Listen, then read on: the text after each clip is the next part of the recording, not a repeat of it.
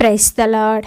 దేవుని పరిశుద్ధమైన నామంలో వాక్యమును వినుచున్న మీ అందరికీ ప్రభు పేరట మా యొక్క శుభాభివందనములు తెలియజేస్తున్నాము. దేవుడు అనుగ్రహించినటువంటి ఇటు గొప్ప అవకాశంను బట్టి మేము ఎంతగానో సంతోషిస్తున్నాము. అలాగే ఈ వాగ్దానం ద్వారా మీరందరూ కూడా మీ జీవితాలలో గొప్ప మేలులను ఆశీర్వాదములను పొందుకోవాలని మేము ప్రతినిత్యము దేవాది దేవునికి ప్రార్థన చేస్తున్నాము. అలాగే మీరు మాకు తెలియజేయవలసినటువంటి ప్రార్థన అంశములు ఏమైనా ఉన్నాయడలా పైన కనిపిస్తున్న నెంబర్కి కానీ కింద కామెంట్ సెక్షన్లో కానీ మీరు మాకు తెలియజేసిన ఎడల మేమందరము కూడా మీ గురించి ప్రార్థన చేస్తాము. దేవుని యొక్క ఉన్నతమైన కృప, ఆశీర్వాదము, దీవెన మీకు మీ కుటుంబాలకు తోడయుండి నడిపించునుగాక. ఈరోజు దేవుని వాగ్దానము, నేను ఆపదలో చిక్కుబడి ఉన్నను, నీవు నన్ను బ్రతికించెదవు. కీర్తనల గ్రంథము 138వ కీర్తన 7వ వచనము. వాక్యం వింటున్నటువంటి ప్రియ సహోదరి సహోదరులారా, మనము ఎలాంటి ఆపదలో ఉన్నా, ఎలాంటి సమస్యల్లో చిక్కుకున్నా, మనకు ఎలాంటి హాని కలగకుండా మనలను రక్షించడానికి ఆయన సమర్థుడండి.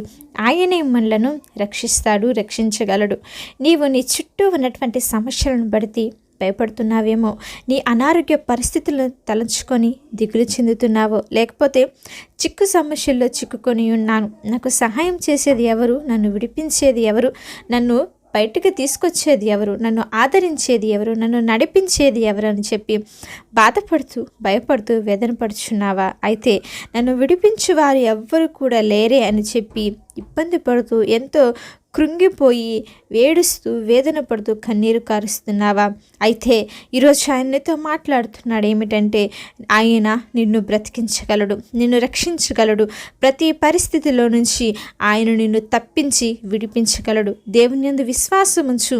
ఆయన చేయలేని కార్యము, జరిగించలేని కార్యం అంటూ ఏది కూడా లేదు. మరి దానియేలు కాలంలో ఒక శ్రమ వచ్చింది. ఏమిటంటే ఒక రాజుకు తప్ప ఇంకెవరికి కూడా మొక్కకూడదు, ఎవరికి కూడా ప్రార్థన చేయకూడదని చెప్పి ఒక శాసనం తీసుకొస్తే దానియేలు శత్రువులందరూ కూడా దానియేలు బట్టి సంతోషించారు. ఎందుకంటే దానియేలు ఖచ్చితంగా ప్రార్థన చేస్తాడు, ప్రార్థన చేయటం మాత్రం ఆపుడని వాళ్ళకి తెలుసు కనుక వాళ్ళు ఎంతో సంతోషించారు. దానియేలు ఈ వార్త తెలుసుకొని ఇంటికి వెళ్ళి యథావిధిగా దేవాతి దేవునికి యెరూషలేము తట్టు మోకాళ్ళుని ప్రార్థన చేశాడండి. మరి అతడు చేసిన ప్రార్థనను బట్టి తీసుకువెళ్ళి సింహాల బోనులో వేసిన దేవుడు రక్షించలేదా? సింహపు నోళ్లను మూసివేశాడు. వారందరి ఎదుట దేవుని యొక్క నామ మహిమార్థమై దానియేలు వాడబడ్డాడండి. కాబట్టి ఈరోజు నువ్వు ఎలాంటి సమస్యల్లో ఉన్నావో, ఆ సింహపు బోను లాంటి సమస్యలు నీ చుట్టూ ఉండవచ్చు. ఆ చిక్కుల్లో నువ్వు చిక్కుపడి ఉండవచ్చు. నీ చుట్టూ మరి నీ శత్రువులే కానీ నా అనుకున్న వారందరూ కూడా నిన్ను అవహేళన చేస్తూ అవమానకరంగా మాట్లాడుతూ దూషిస్తూ ద్వేషిస్తూ ఉండవచ్చేమో. అయితే దానియేలు వలె నువ్వు కూడా ఏం చేయాలో తెలుసా? మోకరించి ప్రార్థన చేయాలండి. గాఢాంధకారపు లోయలను చూసి భయపడవద్దు. ఏది కూడా నిన్ను ఏమీ చేయలేదు. ఎందుకో తెలుసా? ఆయన కాపుదల నీకుంది. ఆయన కాపుదల నీకుంటే ఎవరు నిన్నేమి చేయగలరు? ఆయనే కదా సృష్టికర్త. మనల్ని సృజించింది ఆయనే, సమస్తాన్ని ఏర్పాటు చేసింది ఆయనే.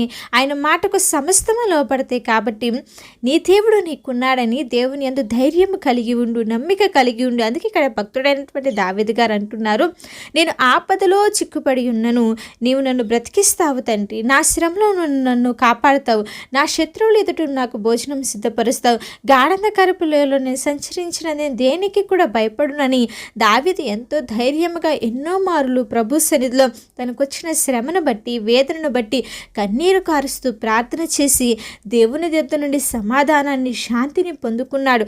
ఆ శ్రమలో గొప్ప విజయాన్ని, జయమును పొందుకున్నాడు కదా.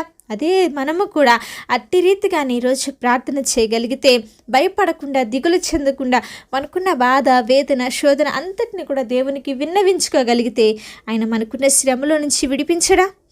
ఖచ్చితంగా నీకు జయమును, విజయమును అనుగ్రహిస్తాడు. కాబట్టి నీ చుట్టూ ఉన్న సమస్యలను చూసి, నీ చుట్టూ ఉన్న చీకటి లాంటి భయంకరమైనటువంటి ఇబ్బందులను చూసి ఏమాత్రము భయపడవద్దు, దిగులు చెందవద్దు. మనలను రక్షించేవాడు మనతో ఉన్నాడు. బలహీనతలో ఉన్నావా? దేవునికి ప్రార్థన చేయి. ఆయన వాక్యమే నిన్ను బలపరుస్తుంది. అప్పుల బాధలు నిన్ను వెంటాడుతున్నాయా? ప్రార్థన చెయ్యి. దేవుడే వాటన్నిటిలో నుంచి నీకు విడుదలను అనుగ్రహిస్తాడు. మరి కుటుంబ సమస్యల, ఉద్యోగంలో నెమ్మది లేక బాధపడుచున్నావా? నువ్వు పనిచేస్తున్న చోట్ల అవమానాలను ఎదుర్కొంటున్నావా? అయితే మనకున్నటువంటి ఒకటే ఒక మార్గం ఏమిటంటే ప్రార్థన. నేను ఆపదలో చిక్కుబడి ఉన్నాను దేవా, నాతో మాట్లాడు, నన్ను దర్శించు, నన్ను బ్రతికించేది నీవే, నాకు ధైర్యాన్ని ఇచ్చేది నీవే అని చెప్పి ప్రార్థన చేయి. దిగులు పడకు, ఎందుకంటే ఆయన నీకు తోడుగా ఉన్నటువంటి విషయాన్ని జ్ఞాపకం చేసుకోవాలి. ఎలాంటి పరిస్థితి ఎదురైనా సరే ఆయన నిన్ను కాపాడుతాడు. ఆయన నీతో ఉన్నాడు కాబట్టి ధైర్యం కలిగి, విశ్వాసం కలిగి ప్రభు సన్నిధిలో జీవించి దేవునికి ప్రార్థన చేస్తూ ఎదురైన ప్రతి ఒక్క ఆపదల్లో నుంచి, శ్రమల్లో నుంచి విడుదల పొంది దేవుని నామ మహిమార్థమై వాడబడులాగున ప్రతి ఒక్కరము కూడా ప్రార్థన చేద్దాము. చిన్న ప్రార్థన. పరిశుద్ధుడా, దయగలిగిన మా తండ్రి, ప్రేమపూర్ణుడా, శ్రేష్టమైన కృప కలిగిన నామమును బట్టి మీకు స్తోత్రములు. అవును దేవా, మేము ఆపదలలో చిక్కుబడి ఉన్నా సరే రక్షించేది మీరే, మమ్మల్ని బ్రతికించేది మీరే, నడిపించేది మీరే. ఎలాంటి సమస్యలు మా చుట్టూ ఉన్నా వాటన్నిటిలో నుండి మమ్మల్ని విడిపించేది మీరే తండ్రి. మేము ధైర్యంను కలిగి నా తండ్రి ఎటువంటి శ్రమలను చూసి భయపడకుండా, దిగులు పడకుండా, వేదన చెందకుండా నా దేవుడు నన్ను రక్షించగలడు అన్నటువంటి నమ్మకాన్ని, విశ్వాసాన్ని కలిగి ఆత్మీయ స్థితిలో ఎదుగుటకు నీ కృపను అనుగ్రహించండి. వాక్యంను వినుచున్న ప్రతి ఒక్క బిడ్డను దీవించండి. వారు ఎదుర్కొంటున్న ప్రతి ఒక్క శ్రమలో, శోధనలో జయమును మీరు అనుగ్రహించండి. వారి ఉద్యోగాలలో వృద్ధిని దయచేయండి. వ్యాపారాల్లో అభివృద్ధిని మీరు కలిగించండి. చదువుతున్న చదువుల్లో మంచి జ్ఞానమును, తెలివిని, వివేచనను మీరు దయచేయండి. ఎదుర్కొంటున్న ప్రతి ఒక్క అనారోగ్య పరిస్థితుల్లో నుంచి విడుదల దయచేసి ఆరోగ్యమును, శక్తిని, బలమును అనుగ్రహించండి. మీ యొక్క వాక్యము చేత నడిపించి ధైర్యమును, నెమ్మదిని ప్రతి ఒక్క కుటుంబాల్లో అనుగ్రహించి నడిపించి బలపరిచి మీ కృపతోడుంచి ఆశీర్వదించమని యేసుక్రీస్తు వారి నామంలో అడిగి వేడుకొని ప్రార్థిస్తున్నాము తండ్రి. ఆమేన్. అలాగే మీ యొక్క ప్రార్థన అవసరతలు మాకు తెలియచేసిన యెడల మేమందరము కూడా మీ గురించి ప్రార్థన చేస్తాము. దేవుని యొక్క ఉన్నతమైన కృప, కాపుదల మీకు, మీ కుటుంబాలకు తోడై ఉండి నడిపించునుగాక. ఆమేన్.